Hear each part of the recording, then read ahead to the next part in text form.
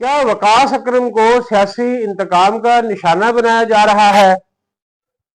خواجہ آصف کا چونکا دینے والا بیان کہ بیوروکریٹس نے پرتگال میں جائیدادیں خرید لی ہیں، جنرل عاصم منیر کے صدارتی عہدے کی افواہیں اور پاک فوج کا دو ٹوک موقف۔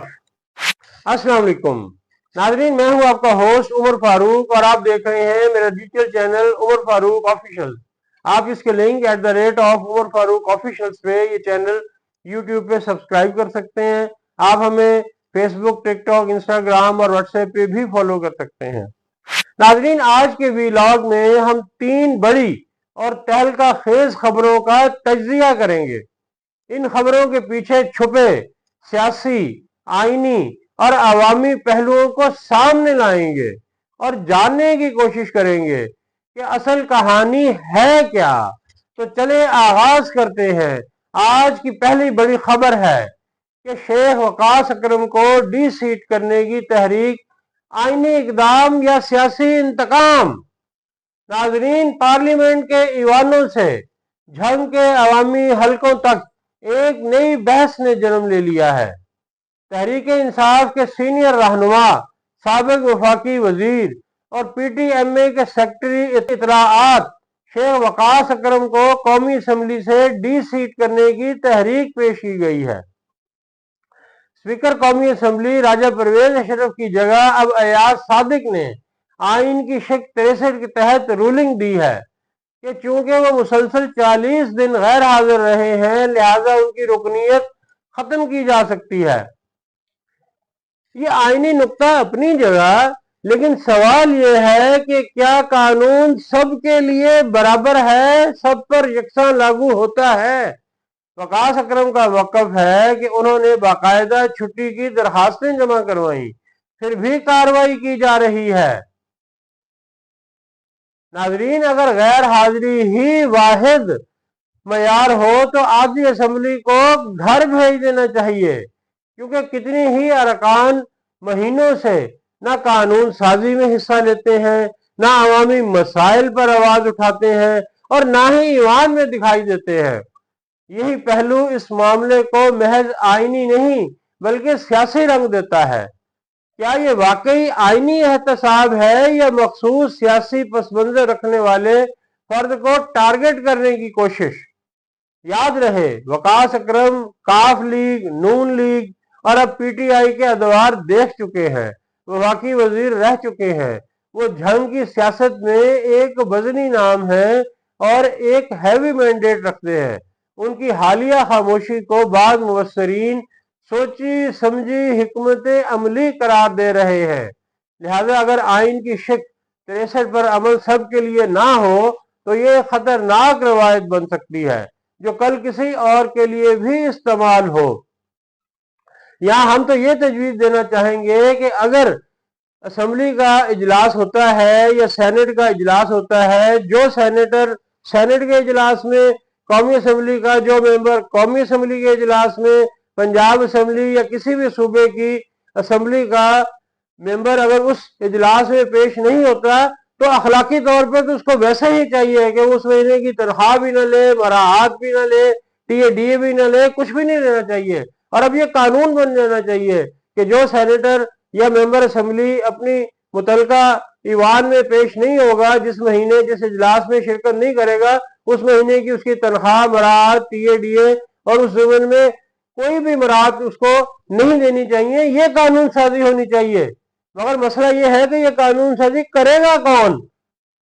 اور ناظرین، دوسری بڑی خبر ہے خواجہ آصف کا دھماکہ خیز انکشاف کہ بیوروکریسی پرتگال میں جائیدادیں خرید رہی ہے۔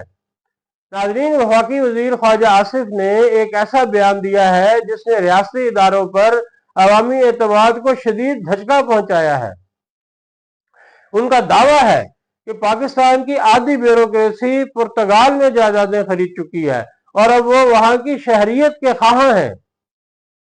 ناظرین، ذرا سوچئے، جب عوام غربت، بے روزگاری اور مہنگائی کی چکی میں پس رہے ہوں اور ریاستی اہلکار اپنے اثاثے باہر منتقل کر رہے ہوں تو یہ صرف معاشی بددیانتی نہیں بلکہ اخلاقی دیوالیہ پن کی انتہا ہے۔ یہ وہی طبقہ ہے جسے عوام کی خدمت اور ریاست کا نظام سنبھالنے کی ذمہ داری سونپی گئی ہے۔ ان کے ملکی و غیر ملکی اثاثے ان کی سرکاری تنخواہوں سے کہیں زیادہ ہیں، جو شفافیت کے ہر پیمانے پر سوالیہ نشان بن جاتے ہیں۔ ناظرین، ہونے تو یہ چاہیے کہ تمام سرکاری اعمال کے، تمام سرکاری اہلکاروں کے پاکستان میں اور بیرون ملک جائیدادوں تذکرہ ان کے گوشواروں میں ہونے چاہیے۔ سالانہ بنیاد پہ ان گوشواروں کی اور سرکاری ملازمین کے پاکستان اور بیرون ملک اثاثوں کی چھان بین ہونی چاہیے۔ متعلقہ محکموں کے ویب سائٹ پہ ہر سال ان کی اپڈیشن ہونی چاہیے، اور یہ قانون بنا دے۔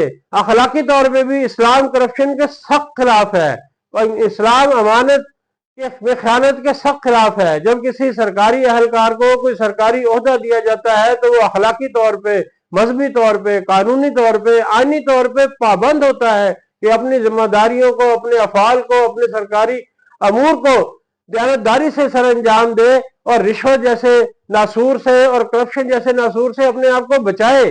تو اب یہ وقت آ گیا ہے کہ پاکستان سے کرپشن کا خاتمہ کر دیا جائے، اور اگر جو بھی سرکاری اعمال کرپشن کر رہے ہیں یا رشوت لے رہے ہیں انہیں کڑی سے کڑی سزا ملنی چاہیے، اور سب سے پہلی سزا یہ ہونی چاہیے کہ ان کو اس نوکری سے، اس پوزیشن سے برخاست کر دینا چاہیے۔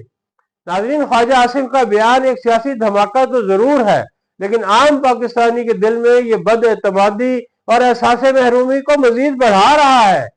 ریاست اگر عوام سے مخلص نہ ہو اور خود مفادات میں الجھی ہوئی ہو تو پھر اعتماد، وفاداری اور حب الوطنی صرف کتابوں تک محدود ہو کے رہ جاتی ہے۔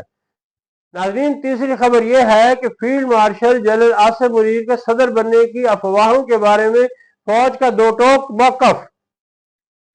ناظرین، حالیہ دنوں میں سوشل میڈیا اور سیاسی حلقوں میں یہ قیاس آرائیاں گردش کرتی رہی ہیں کہ جنرل آصف منیر ریٹائرمنٹ کے بعد صدر پاکستان بن سکتے ہیں، لیکن پاک فوج نے اس حوالے سے واضح اور سخت موقف دے دیا ہے۔ عسکری ترجمان کے مطابق ایسی تمام قیاس آرائیاں بے بنیاد، گمراہ کن اور ادارے کو سیاسی تنازعات میں گھسیٹنے کی کوشش ہے۔ یہ بیان ایک ایسے وقت میں آیا ہے جب ملک سیاسی عدم استحکام کا شکار ہے، عام انتخابات کی تیاریاں ہو رہی ہیں، اور افواہیں حالات کو مزید پیچیدہ کر رہی تھیں۔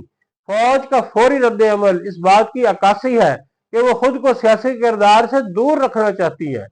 یہ وضاحت نہ صرف عوام کے لیے بلکہ سیاسی قوتوں کے لیے بھی ایک پیغام ہے کہ ادارے کو سیاست میں گھسیٹنے کی کوشش نہ کی جائے۔ اور ناظرین، ہم فوج کے اس دو ٹوک موقف کو خوش آئند قرار دیتے ہیں، اور اب سب کو یہ خبر ہو جانی چاہیے کہ فیلڈ مارشل سید آصف منیر کا سیاست میں آنے کا کوئی ارادہ نہیں ہے، اور یہ صدر پاکستان والی افواہیں بالکل بے بنیاد اور پاکستان کو کمزور کرنے کی سازشیں تھیں۔ اس طرح کی افواہوں پر آپ لوگ بالکل بھی کان نہ دھنیں۔